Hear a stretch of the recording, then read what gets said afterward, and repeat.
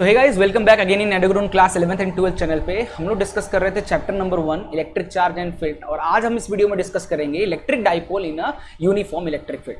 ज्यादातर ये बच्चे टॉर्क के नाम से जानते हैं, ठीक है। तो क्वेश्चन अगर आ गया derive the expression for torque, तो बहुत बच्चे रट के जाते हैं, ये सिंपल चिपका के आ जाते हैं। लेकिन क्वेश्चन आ गया इलेक्ट्रिक डाइपोल, अब टॉर्क तो भाई मैग्नेटिक फील्ड में भी आएगा, फिर क्या करोगे, कौन सा टॉर्क कैसे समझोगे, ठीक है। तो ऐसा रट के मत जाओ, ऐसी चीज जो कंफ्यूज कर दे, जो सिस्टम जो कहता है उसके हिसाब से चलोगे तो मजा आएगा, ठीक है। तो क्या करना क्या है, आपको एक इलेक्ट्रिक डाइपोल लेना है, उसको यूनिफॉर्म इलेक्ट्रिक फील्ड में डाल देना। यूनिफॉर्म इलेक्ट्रिक फील्ड का मतलब क्या होता है बेटा, कुछ इस तरीके की फील्ड जैसे स्क्रीन पे दिख रही है, सब एक दूसरे के पैरेलल हो, इक्वल डिस्टेंस, इनको यूनिफॉर्म इलेक्ट्रिक फील्ड कहते हैं। तो जब आप किसी डाइपोल को यूनिफॉर्म इलेक्ट्रिक फील्ड में रखते हो ना, तो उन डाइपोल के जो चार्ज है ना, उन चार्ज पे फोर्स एक्ट होता है, जिसकी वजह से क्या होगा, वो घूमेगा। और घूमने की वजह से क्या होगा, वही किसकी वजह से घूम रहा है, टॉर्क की वजह से घूम रहा है। वही टॉर्क हम लोग इस चैप्टर में कैलकुलेट करेंगे। क्या कह रहा है हमारा इसका डेफिनेशन, आइए समझते हैं। कह रहा है in uniform electric field the electric dipole is under the action of two equal and unlike parallel forces. दो इक्वल मैग्नीट्यूड के फोर्स होंगे बट अलग अलग डायरेक्शन में, इसलिए कह रहा है अनलाइक पैरेलल फोर्सेस हैं, which give rise to torque. करेंगे डाइपोल पे क्या एक्ट करेंगे, टॉर्क एक्ट करेंगे। जरा समझते हैं। तो ये मैंने एक डाइपोल ले लिया, minus Q plus Q charge से डाइपोल हमने बना लिया, जिसको सेपरेट करके 2a डिस्टेंस पे रखा। तो इसकी वजह से क्या हुआ, एक डाइपोल फॉर्म हुआ, पी डाइपोल, ग्रीन कलर से यहां पे दिख रहा है, माइनस से प्लस की तरफ डायरेक्शन है।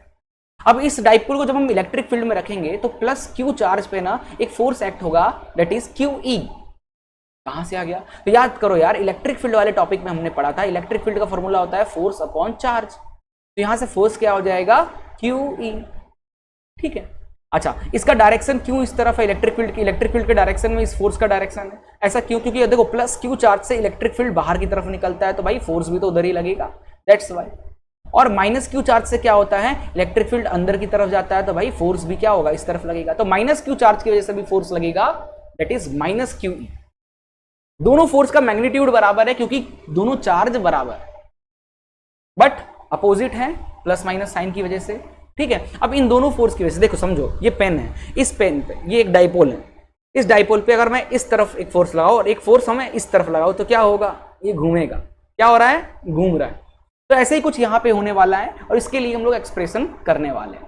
तो आइए जरा समझते हैं। तो जैसे हम इलेक्ट्रिक फील्ड देंगे इस डाइपोल में फोर्स लगेगा प्लस क्यू चार्ज पे और माइनस क्यू चार्ज पे। इन फोर्स की वजह से ये डाइपोल क्या होगा, इस तरीके से रोटेट करेगा और इलेक्ट्रिक फील्ड के डायरेक्शन में आकर अलाइन होकर रुक जाएगा। समझ रहे हो, जैसे मैं डाइपोल को इलेक्ट्रिक फील्ड में रखूंगा, उस डाइपोल के ऊपर फोर्स लगेगा, दोनों चार्ज पे फोर्स लगेगा। इस फोर्स की वजह से डाइपोल क्या करेगा, टॉर्क की वजह से क्या होगा, अलाइन हो जाएगा। फोर्स की वजह से टॉर्क आएगा, टॉर्क की वजह से घूमेगा और इलेक्ट्रिक फील्ड के डायरेक्शन में अलाइन हो जाएगा। पूरा घूमने नहीं घूमेगा, लाइक ऐसा है तो इलेक्ट्रिक फील्ड का डायरेक्शन अगर इस तरह, तो इलेक्ट्रिक फील्ड की तरफ अपने आप को अलाइन कर लेगा। देखो ध्यान से, इलेक्ट्रिक फील्ड की तरफ अलाइन करेगा और फिर रुक जाएगा, ठीक है। तो जो टॉर्क एक्ट हुआ, इसको घुमाने में जो टॉर्क एक्ट हुआ, वो टॉर्क का एक्सप्रेशन अब हम लोग कैलकुलेट करने जा रहे हैं। क्लियर है। तो यार इसके लिए हमने क्या किया, एक डाइपोल को इस तरीके से कुछ रखा है, इस तरीके से हमने डाइपोल को रखा इलेक्ट्रिक फील्ड में, थोड़ा सा थीटा एंगल पे हमने रखा, इलेक्ट्रिक फील्ड से थीटा एंगल पे हमने डाइपोल को रखा। ये रहा हमारा डाइपोल, दिख रहा है ग्रीन कलर से, ये रहा हमारा डाइपोल, ठीक है। ये डाइपोल को थीटा एंगल पे, इलेक्ट्रिक फील्ड से थीटा एंगल पे हमने रखा, प्लस क्यू चार्ज पे F is equal to Q E act हो रहा है, और माइनस क्यू चार्ज पे F is equal to minus Q E act हो रहा है, ठीक है। अच्छा, तो टॉर्क का फॉर्मूला क्या होता है बेटा, टॉर्क होता है force into perpendicular distance. Perpendicular distance किसका, दोनों फोर्स का। तो देखो ये जो प्लस वाला जो फोर्स है F is equal to Q E, इसका परपेंडिकुलर डायरेक्शन कुछ इस तरफ हो जाएगा, ठीक है। और ये जो माइनस क्यू, सॉरी उल्टा बोल रहा हूं, माइनस क्यू, इसका परपेंडिकुलर डायरेक्शन कुछ इस तरीके से हो जाएगा, ठीक है। अब ये दोनों क्या बन रहे हैं भाई, ये दोनों यहाँ पे 90 डिग्री बना रहे हैं। तो जरा बताओ ये साइड कितना हो जाएगा, अगर ये थीटा एंगल बन रहा है, ये 90 डिग्री है, तो ये क्या हो जाएगा, 2a साइन थीटा, क्योंकि ये क्या है, ये डिस्टेंस 2a है। अरे भाई ट्रायंगल का देखो ना, ऐसा अगर ये थीटा है, ये 2a है, तो ये क्या हो जाएगा, 2a साइन थीटा नहीं हो जाएगा। वही तो किया मैं, 2a साइन थीटा। तो मैग्नीट्यूड ऑफ टॉर्क कितना निकलेगा, that is force into perpendicular distance. Okay, तो यहां पे देखो, तो टॉर्क को अपन टाउ से डिनोट करते हैं, इस तरीके से लिखा जाता है, tau is equal to force into perpendicular distance. क्या है यहां पे perpendicular distance, 2a sine theta. Done. अब देखो फोर्स को क्या लिख सकते हैं, क्यू ई, यही तो लग रहा है हमारा force, into 2a sine theta. अब जरा ये बताओ मेरे से यहाँ से Q इंटू 2a ये क्या होता है? ये डाइपोल का फॉर्मूला है। तो क्या मैं टॉर्क को ऐसे लिख सकता हूँ P cross E, like P, ये Q इंटू 2a हो जाएगा हमारा P, तो P E साइन थीटा क्या हो जाएगा हमारा? इसको इस तरीके से थोड़ा अच्छे से लिखा जाए, ठीक है। ये मिलकर हमारा क्या हो जाएगा? Q क्रॉस 2a मिलकर डाइपोल हो जाएगा। तो ये हो जाएगा, क्या हो जाएगा? P E sine theta. ये हमारा मेन फॉर्मूला, यही टॉर्क का फॉर्मूला। टॉर्क कितना हो जाएगा? जो टॉर्क एक्ट होगा जिसकी वजह से ये घूम रहा है, कितना हो जाएगा? PE साइन थीटा, ठीक है। अब टॉर्क का अगर हम लोग इस क्रॉस वेक्टर के फॉर्म में लिखे तो P क्रॉस E हो जाएगा, मतलब P वेक्टर E वेक्टर जिधर होगा उसी पे, मतलब P से क्रॉस की तरफ अपने हाथ को, राइट हैंड पाम रूल को P से E की तरफ ले जाओगे तो टॉर्क किधर लग रहा है आपको मिल जाएगा, ठीक है। टॉर्क का अगर आपको डायरेक्शन चाहिए, ठीक है। ये जो आया है हमारा, ये हमारा स्केलर फॉर्म में लिखा है, मैंने स्केलर के फॉर्म में हमने लिखा है, ठीक है। और ये जो फॉर्मूला हमने लिखा है कि साइन थीटा बन रहा है, साइन थीटा मतलब क्रॉस प्रोडक्ट होता है, ये हमारा वेक्टर के फॉर्म में मिल रहा है। वेक्टर में क्या होता है? मैग्नीट्यूड और डायरेक्शन दोनों मिल जाता है। तो P आपके, अगर आपके पास डाइपोल का वैल्यू है, इलेक्ट्रिक फील्ड का वैल्यू है, दोनों को मल्टीप्लाई कर दो तो मैग्नीट्यूड मिल जाएगा। और अपने राइट हैंड थंब रूल, ठीक है। इसका डायरेक्शन कैसे करेंगे? अगर डायरेक्शन का पता करना हो, टॉर्क का डायरेक्शन क्या होगा, तो इसके लिए क्या करो? राइट हैंड थंब रूल का यूज कर लो, राइट हैंड थंब रूल, ठीक है। अब देखो यहाँ पे जिस तरफ P है, जिस तरफ P है उस तरफ अपने फिंगर्स को रखो, ठीक है। और अपने फिंगर्स को इस तरीके से रखो, जिस तरफ P है ना, अपने राइट हैंड को रखो, अपने राइट हैंड को रखो, जिस तरफ P है उस तरफ राइट हैंड को रखो, लाइक दिस, ठीक है। और E की इलेक्ट्रिक फील्ड किधर है? इलेक्ट्रिक फील्ड का डायरेक्शन इस तरफ है। तो अब हाथ को देखो, मान लो ये डाइपोल है, इसका ये जो पॉइंट है वो P, मैंने डाइपोल को ऐसे रखा, P की तरफ रख, अपने फिंगर्स को P की तरफ रखो और E की तरफ अपने फिंगर्स को क्रॉस करो E की तरफ। तो अंगूठा किस तरफ जा रहा है? अंगूठा किस तरफ जा रहा है? इस तरफ। जो अंगूठा है वो किस तरफ, अपने फिंगर्स को इस तरफ ले जाओगे तो अंगूठा कुछ इस तरफ जाएगा। तो ये आपका टॉर्क का डायरेक्शन मिल गया, ठीक है। सेकेंड थिंग बेटा, इसका SI यूनिट क्या हो जाएगा? अगर हम इसकी SI यूनिट की बात करें तो SI यूनिट क्या हो जाएगा टॉर्क का? जल्दी बताओ। इसका SI यूनिट हो जाएगा न्यूटन मीटर, ठीक है। ध्यान रखना है, SI यूनिट ऑफ टॉर्क क्या हो जाएगा? Newton metre. कैसे भाई? इसका कितना होता है भाई? डाइपोल का कितना होता है? Coulomb metre. और इलेक्ट्रिक फील्ड का newton coulomb, coulomb coulomb cut गया, बन गया newton metre. SI unit of torque याद रखना है, ठीक है। अब इसका कुछ मैक्सिमा एंड मिनिमा कंडीशन भी बनता है, उसको भी देख लेते हैं। अब maxima and minima of torque on dipole, मतलब मैक्सिमम टॉर्क कितना लगेगा, किस कंडीशन में मैक्सिमम टॉर्क एक्ट होगा किसी डाइपोल पे जब वो यूनिफॉर्म इलेक्ट्रिक फील्ड में रखा होगा, ये हम देखने जा रहे हैं। तो देखो भाई, टॉर्क का फॉर्मूला हमने भी थोड़ी देर पहले देखा था। टॉर्क का फॉर्मूला क्या हो जाएगा? Tau is equal to PE sine theta, ठीक है। अच्छा, टाउ टॉर्क का मैग्नीट्यूड क्या हो जाएगा भाई? P क्रॉस E, ये इसका मैग्नीट्यूड हो गया, ठीक है। अच्छा, मैक्सिमम कब होगा? टाउ जो है वो मैक्सिमम कब होगा? ध्यान से देखो, टाउ मैक्सिमम कब होगा? जब साइन थीटा की वैल्यू क्या हो जाएगी बेटा? 1 हो जाएगी, प्लस में या माइनस में। साइन थीटा की वैल्यू प्लस या माइनस में 1 हो जाएगी, तब हमारा टॉर्क क्या मिलेगा? टॉर्क की मैक्सिमम वैल्यू मिलेगी, ठीक है। तो जरा ये बताओ, साइन थीटा की वैल्यू 1 प्लस में और माइनस में कब होता है? जब थीटा की वैल्यू 90 होगा और तो 1 मिल जाएगा, और थीटा की वैल्यू जब 270 होगा तब हमको -1 मिल जाएगा।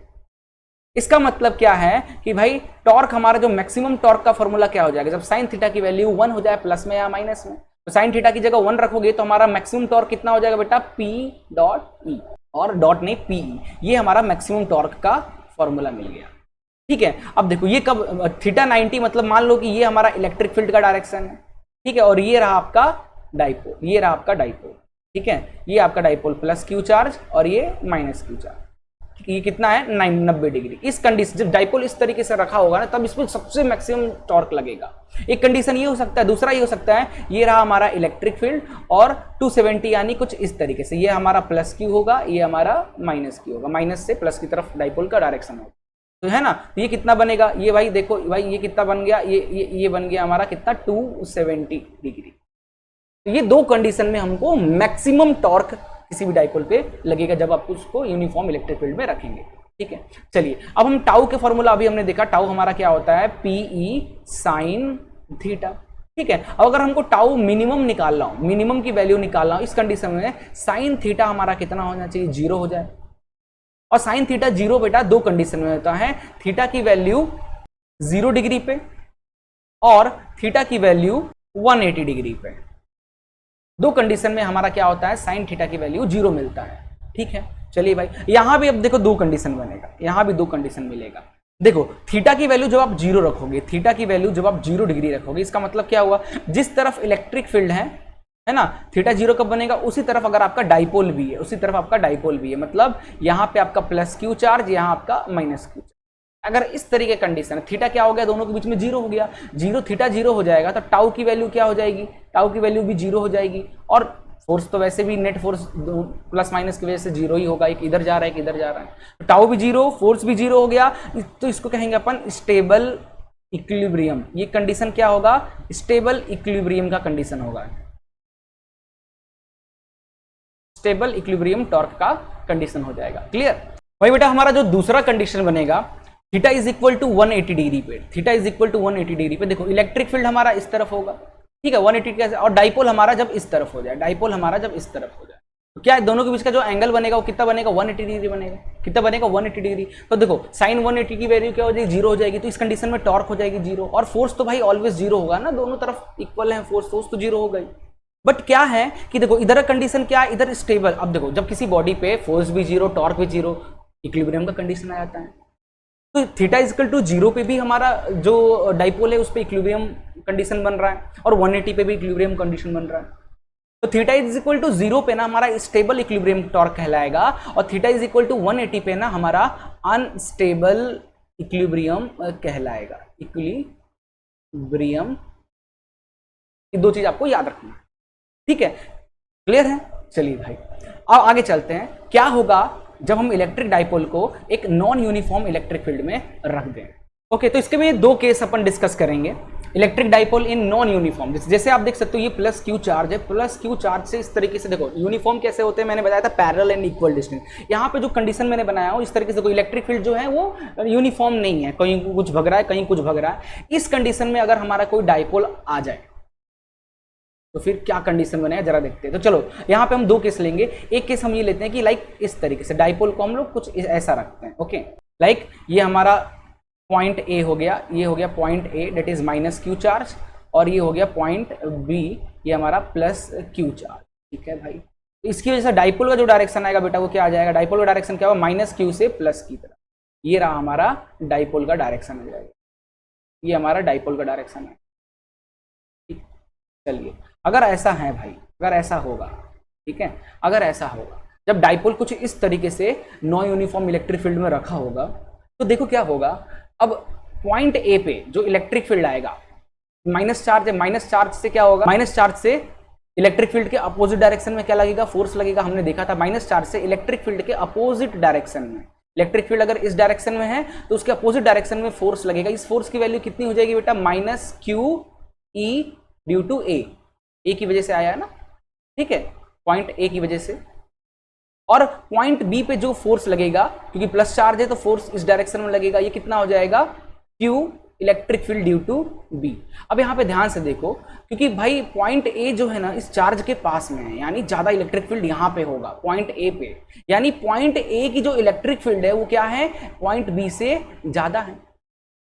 तो भाई फोर्स एट ए जो होगा वो वैल्यू भी क्या होगी, फोर्स एट बी से ज्यादा होगी, यानी फोर्स, नेट फोर्स जो पूरे डाइपोल पर लगेगा वो 0 के बराबर नहीं हो रहा है, लेकिन टॉर्क तो 0 हो जाएगा, क्योंकि देखो एंगल इलेक्ट्रिक फील्ड और डाइपोल के बीच का एंगल, तो इलेक्ट्रिक फील्ड भी इस तरफ है, इलेक्ट्रिक फील्ड भी भाई इस तरफ है हमारा, इलेक्ट्रिक फील्ड भी हमारा इस तरफ है, और डाइपोल भी हमारा क्या है, इस तरफ है। थीटा इज इक्वल टू 0, तो टाउ टाउ क्या हो जाएगा, पी ई साइन थीटा, तो थीटा की वैल्यू भाई क्या आ गई, 0 आ रही है, तो टाउ हो जाएगा हमारा 0। एक कंडीशन तो ये बन रहा है कि भाई नॉन यूनिफॉर्म में रखने से फोर्स की वैल्यू 0 नहीं है बट टॉर्क 0 हो गया। क्यों, अभी मैंने आपको यहां पे समझाया। कंडीशन, सेकंड कंडीशन ये बन सकता है, लाइक हमारा जो डाइपोल है कुछ इस तरीके से रखा है, हमारा जो डाइपोल है बेटा कुछ इस तरीके से रखा हुआ है। मान लेते हैं पॉइंट ए, यहाँ पे माइनस क्यू चार्ज है, और ये हो गया हमारा पॉइंट बी, ठीक है, ये हो गया प्लस क्यू चार्ज है। ओके, ये कंडीशन हो गया। या इसका अपोजिट ले लेते हैं, ज़्यादा अच्छे से समझ में आएगा आप लोग को। इसको ले लेते हैं ऐसा कि इसको अपन प्लस में ले लेते हैं, इसको माइनस में ले लेते हैं। ठीक है, हमारा जो डाइपोल बनेगा वो कुछ इस तरफ बनेगा, माइनस से प्लस की तरफ, ये रहा हमारा डाइपोल। ठीक है, चलिए अब प्लस क्यू से चार्ज, प्लस क्यू चार्ज से फोर्स हमारा इस डायरेक्शन में लगेगा इलेक्ट्रिक फील्ड की तरफ। फोर्स की वैल्यू कितनी हो जाएगी, Q electric field at point A. ठीक है, और माइनस क्यू से इलेक्ट्रिक फील्ड हमारा क्या लगेगा, इस तरफ लगेगा, तो कितना हो जाएगा फोर्स की value, Q E due to B. अब यहां पे देखो, क्योंकि ये जो डिस्टेंस है चार्ज से, जो डिस्टेंस है डाइपोल का, वो भाई फिक्स है, पॉइंट ए के लिए भी पॉइंट बी के लिए भी, आर डिस्टेंस तो बराबर ही है।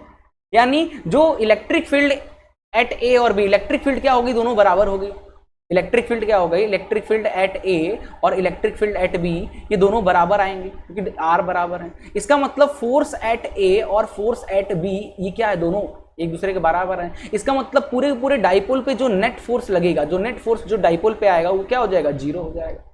नेट फोर्स तो जीरो हो गया, बट यहां टॉर्क की वैल्यू जो है वो जीरो के बराबर नहीं आएगी। ये कंडीशन बन रहा है, टॉर्क की वैल्यू जीरो के बराबर क्यों नहीं आएगी, देखो ना, इलेक्ट्रिक फील्ड कहीं इस तरफ है और डाइपोल आपका इस तरफ बन रहा है, यानी कुछ ना कुछ यहाँ पे थीटा एंगल बनेगा कि इलेक्ट्रिक फील्ड यूनिफॉर्म नहीं है, कि अपन 90 डिग्री बोल दें, यूनिफॉर्म नहीं है, यानी यहाँ पे कुछ ना कुछ थीटा बनेगा, तो हमारा टॉर्क जीरो तो नहीं आ रहा है।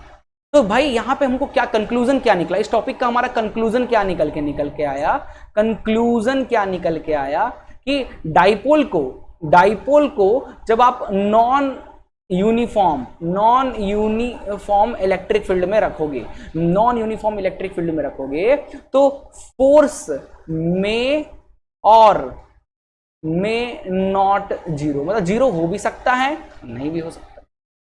ठीक है, हमने कंडीशन देखा है जीरो कब नहीं है और जीरो कब है फोर्स की वैल्यू। और टॉर्क जो है इट ऑल्सो मे और मे नॉट जीरो, कुछ कह नहीं सकते, फोर्स की वैल्यू जीरो हो सकती है, नहीं भी हो सकती, टॉर्क की वैल्यू जीरो हो सकती है, नहीं भी हो सकती है। ये दोनों कंडीशन हमने देखी। तो नॉन यूनिफॉर्म का कंडीशन कुछ इस तरीके से होता है, बट यूनिफॉर्म में बहुत इजी था, इजीली अपन ने कैलकुलेट कर लिया था, है ना। चलिए स्टार्ट करते हैं।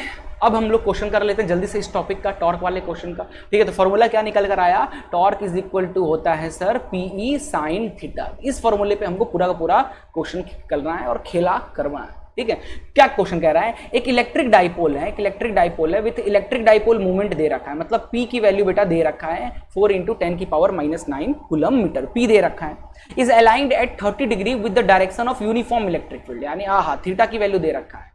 थीटा क्या होता है भैया, ये रहा इलेक्ट्रिक फील्ड, ये रहा हमारा डाइपोल, तो डाइपोल जो थीटा से एंगल ई से जो एंगल बनता है इसको ही तो थीटा कहते हैं, और थीटा 30 डिग्री दे रखा है with the direction of electric field of electric field. ठीक है, मैग्नीट्यूड ऑफ इतना न्यूटन कूलम, अच्छा इलेक्ट्रिक फील्ड भी दे रखा है, इलेक्ट्रिक फील्ड भी दे रहा है। Calculate the magnitude of torque acting on a dipole, torque क्या होगा कैलकुलेट करना, तो भाई टॉर्क का फॉर्मूला हो जाएगा पी साइन थीटा, हमने अभी पढ़ा, तो यहां से टॉर्क हो जाएगा, डाइपोल कितना दे रखा है 4 × 10⁻⁹, 4 × 10⁻⁹। ठीक है, इलेक्ट्रिक फील्ड कितना दे रखा है भाई 5 × 10⁴। ठीक है, और इंटू साइन 30, थीटा कितना है साइन 30 हो जाएगा। ओके, चलिए भाई, तो यहाँ इसको टॉर्क हो जाएगा हमारा यहाँ से 4 × 10⁻⁹ इंटू 5 × 10⁴। ठीक है, 4 ये हो गया, इंटू साइन 30 की वैल्यू कितनी हो जाएगी 1/2 हो जाएगी। ठीक है बेटा, अब जरा देखो कटिंग पटिंग करो, जरा कटिंग पटिंग करो, तो देखो इस 9 से ये 4 चला जाएगा, यहाँ बच जाएगा -5 बच जाएगा। ठीक है, इस 2 से ये 2 कट जाएगा, तो ओवरऑल देखो कैलकुलेट कर लो, ओवरऑल कैलकुलेट करोगे तो टॉर्क की जो बेटा वैल्यू आ जाएगी आपकी यहाँ पे, ये आ जाएगी 10⁻⁻⁴ न्यूटन मीटर। ठीक है, गलत तो नहीं है भाई, जरा देखा जाए, ये 10⁻⁴ से ये चल जाएगा -5 बच जाएगा। ठीक है, 2 से 5 तो 10 आ गया, 1 0 कट जाएगा, बिल्कुल सही आंसर है 10⁻⁻⁴ न्यूटन मीटर, परफेक्ट आंसर है इसका। ठीक है, चलिए अगला क्वेश्चन देखते हैं। अगला क्वेश्चन क्या कह रहा है, अगला क्वेश्चन कह रहा है an electric dipole when held at 30 degree with respect to uniform electric field. अच्छा, मतलब ये थीटा दिया है, कभी कभी अपन मैग्नेटिक वगैरह टॉपिक पढ़ेंगे ना चैप्टर 3-4 में, तब थीटा और अल्फा फंसेंगे अपन, वहां पे एरिया वेक्टर आ जाता है। एरिया वेक्टर आ जाने से क्या होता है, फिर अपन थोड़ा कंफ्यूज हो जाते हैं कि जो एंगल दे रखा है वो क्या इलेक्ट्रिक फील्ड से दे रखा है कि एरिया वेक्टर से दे रखा है, इसलिए मैं यहाँ पे अटक जा रहा हूँ। मैं सोच रहा हूँ एक बार कि भैया ये है क्या, पढ़ रहा हूँ मैं पूरी लाइन, डायरेक्ट टॉर्क के क्वेश्चन में डायरेक्ट देख कर थीटा मत मार देना कि एंगल दिया डिग्री दिया है तो यही भाई थीटा हो जाएगा। फिर मैग्नेटिक वाला क्वेश्चन होगा तो फिर फंस जाओगे। तो थोड़ा सा पढ़ लेना। तो यहाँ पे कह रहा है इलेक्ट्रिक डाइपोल जो है 30 डिग्री पे रखा हुआ है with respect to uniform electric field. Electric field की वैल्यू दे रखा है कितना 10⁴ न्यूटन पर कूलम। एक्सपीरियंस टॉर्क एक्सपीरियंस कर रहा है, अच्छा टॉर्क भी दे रखा है, टॉर्क भी दे रखा है। कैलकुलेट द डाइपोल मोमेंट, अच्छा तो टॉर्क का फॉर्मूला क्या होता है बेटा PE sin थीटा होता है, ठीक है। तो यहां से भाई हमको क्या निकालना है डाइपोल मोमेंट, P कितना हो जाएगा torque upon E sin theta हो जाएगा, ठीक है। टॉर्क कितना है भाई, टॉर्क हमारा कहाँ दिया है, ये रहा 9 × 10⁻20 अपॉन इलेक्ट्रिक फील्ड कितना दे रखा है 10⁴ और साइन थीटा, थीटा कितना 30 डिग्री है, तो भाई साइन 30 डिग्री इसको लिख सकते हैं अपन 9 × 10⁻26 अपॉन 10⁴ इंटू साइन 30 कितना होता है 1/2 होता है, ठीक है। अब इसको जरा कटिंग पटिंग करो, ये काटोगे तो ये आ जाएगा 22, ठीक है। ये ऊपर चला जाएगा 9 की 2 18 हो जाएगा, ये आ जाएगा बेटा आपका 18 × 10⁻22 डाइपोल है ना कूलम मीटर, ठीक है भाई, इजी था। चलिए एक क्वेश्चन और करते हैं, आहा ये जबरदस्त क्वेश्चन क्या कह रहा है बेटा, देखो ध्यान से। In a certain region of space electric field is along the Z direction throughout. Electric field है वो जो जेड डायरेक्शन, जरा बनाते हैं तो मान लेते हैं बेटा ये हमारा क्या है जेड डायरेक्शन, हम मान लेते हैं ये हमारा जेड डायरेक्शन है। तो इलेक्ट्रिक फील्ड जो है ना वो जेड डायरेक्शन की तरफ है, इलेक्ट्रिक फील्ड जो है बेटा वो जेड डायरेक्शन की तरफ है, क्लियर। द मैग्नीट्यूड ऑफ, अच्छा मैग्नेटिक फील्ड नहीं, the magnitude of electric field is however not constant, आहा इलेक्ट्रिक फील्ड कांस्टेंट नहीं है बट इंक्रीज यूनिफॉर्मली, मतलब जैसे जैसे जेड डायरेक्शन में जा रहा है इलेक्ट्रिक फील्ड की वैल्यू क्या होती है, जैसे जैसे जेड डायरेक्शन की तरफ जा रहा है इलेक्ट्रिक फील्ड की वैल्यू क्या होती जा रही है, बढ़ती जा रही है। इलेक्ट्रिक फील्ड की वैल्यू क्या होती जा रही है बेटा, बढ़ती जा रही है, okay, in positive Z direction at the rate of 10⁵ newton coulomb per metre. यानी बेटा हमको DE/dl दिया है, लेंथ के अकॉर्डिंग इलेक्ट्रिक फील्ड बढ़ रहा है, DE/dl दे रखा है हमारा 10⁵ न्यूटन पर कूलम, ओके। अब आगे कह रहा है what are the force and torque experience by a system. अच्छा इस सिस्टम में कितना फोर्स और कितना टॉर्क ये एक्सपीरियंस कर रहा है, कैलकुलेट करना है। Dipole movement equal to 10⁻, dipole movement दे रखा है बेटा 10⁻⁷ coulomb metre in the negative Z direction. अच्छा बेटा ये बात है, डाइपोल मूवमेंट जो है अगर इधर पॉजिटिव है तो इस तरफ होगा हमारा नेगेटिव जेड डायरेक्शन, इस तरफ है हमारा डाइपोल, ठीक है। अब हमको फोर्स भी निकालना है कि भाई इस पर नेट फोर्स कितना लग रहा है डाइपोल पे और टॉर्क कितना लग रहा है, ठीक है। फोर्स भी निकालना है हमको और टॉर्क कितना लग रहा है ये भी निकालना है, ओके। देखो भाई टॉर्क निकालना तो बहुत इजी है, टॉर्क तो देखो टॉर्क का फॉर्मूला क्या हो जाएगा PE sin थीटा। अब थीटा क्या होता है, angle between electric field and dipole, तो ये कितना है, ये एंगल कितना है भाई, 180 डिग्री। तो जरा ये बताओ टॉर्क की वैल्यू कितनी जाएगी 10⁻⁷, ठीक है। अच्छा इलेक्ट्रिक फील्ड, ओहो इलेक्ट्रिक फील्ड नहीं दिया है बट साइन थीटा दे रखा है ना, साइन 180 डिग्री। अब साइन 180 बेटा कितना होता है, साइन 180 की वैल्यू होती है 0, तो टॉर्क तो डायरेक्ट निकल गया कितना 0, तो टॉर्क तो भैया हमारा 0 आ गया, टॉर्क तो 0 आ गया, बिना इलेक्ट्रिक फील्ड निकाले टॉर्क की वैल्यू तो 0 आ गई।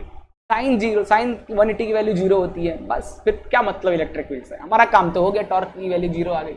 अब हमको फोर्स वाली कंडीशन, क्योंकि इलेक्ट्रिक फील्ड दिया नहीं, इलेक्ट्रिक फील्ड पर यूनिट लेंथ दे रखा है, ठीक है, इसलिए अपन ने ऐसा किया।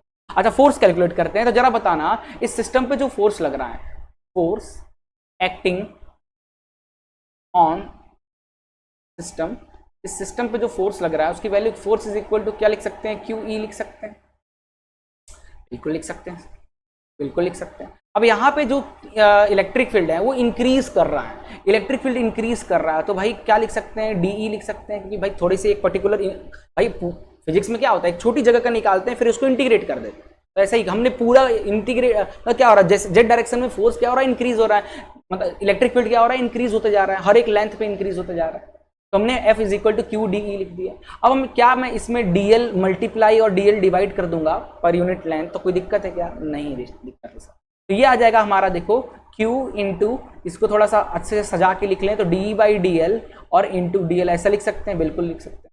अच्छा जरा ये बताओ P का फॉर्मूला क्या होता है, डाइपोल क्या हो जाएगा, जैसे जैसे इलेक्ट्रिक फील्ड बढ़ रहा है यानी लेंथ भी चेंज हो रहा है। तो भाई इसके अकॉर्डिंग डाइपोल का फॉर्मूला क्या हो जाएगा, Q इंटू डी एल लिख सकते हैं, बिल्कुल लिख सकते हैं। तो यहाँ से फोर्स आ जाएगा हमारा बेटा P into D E by D L, ठीक है। तो फोर्स की वैल्यू आ जाए, P कितना दिया है हमारा क्वेश्चन में, P कितना दिया है 10 की पावर -7, तो यहाँ पे रख देते हैं 10 की पावर -7, और D E by D L हमारा कितना दे रखा है 10 की पावर 5, 10 की पावर 5। लो भाई निपट गया, ठीक है, -2 बच गया। तो फोर्स कितना आ गया 10 की पावर -2 न्यूटन, ये फोर्स हो गया। और टॉर्क हमने निकाल लिया। तो यही दो चीज तो पूछा था, फोर्स एंड टॉर्क, हो गया ना भाई, और तो कोई दिक्कत नहीं। अच्छा इसमें एक चीज ध्यान देना है, इसमें ये एक चीज ध्यान रखना, ये जो फोर्स आएगा ना बेटा नेगेटिव आएगा, माइनस में आएगा। क्यों माइनस में आएगा, क्योंकि देखो ना इलेक्ट्रिक फील्ड जो है हमारा वो क्या है बेटा, पॉजिटिव जेड डायरेक्शन में है। जो डाइपोल है ना, जो डाइपोल है वो नेगेटिव जेड डायरेक्शन में है, नेगेटिव जेड डायरेक्शन में। तो फोर्स की वैल्यू भी तो माइनस के कैप है ना, जेड माइनस के फॉर्म में हमारा आएगा। ये चीज आपको ध्यान रखना है, क्लियर है। -10 की पावर -2 न्यूटन हो जाएगा। तो बस यार इस टॉपिक में यही कुछ क्वेश्चन थे इस टॉपिक से, जो थोड़ा सा अच्छे क्वेश्चन है, और भी प्रैक्टिस आप कर सकते हो, बट मैं ऊपर जो अच्छे क्वेश्चन होते हैं वो मैंने आपको करा दिया। आई होप आप इंजॉय किए होगे। मिलते हैं कल एक नई वीडियो के साथ। Goodbye, take care and जय हिंद। थैंक गॉड, मुझे लगा